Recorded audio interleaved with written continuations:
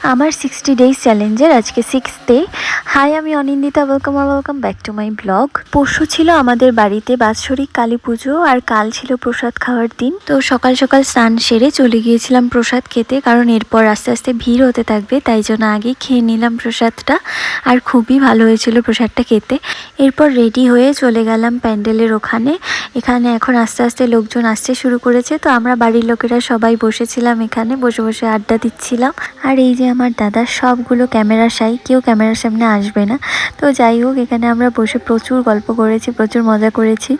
আর সবাই আসছে কিনা, ঠিকঠাক খাচ্ছে কিনা, সেটাই বসে বসে দেখছিলাম। আর এই বছরে না শেষের দিকে আমাদের খিচুড়ি শেষ হয়ে গিয়েছিল। কোনোবার এমন হয় না, এবারই হলো।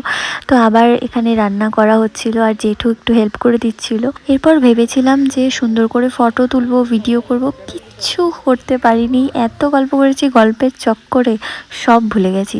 যাই হোক, কি আর করা যাবে। এরপর আমরা দুপুরে খাওয়া দাওয়া কমপ্লিট করে চলে গিয়েছিলাম মাঠে। গিয়ে দেখি খেলা হচ্ছে, তো সবাই মিলে বসে বেশ এনজয় করেছি খেলাটা। তো আজকের মতো ব্লগ এখানেই শেষ করছি। দেখা হবে নেক্সট ভিডিওতে। Till then, by.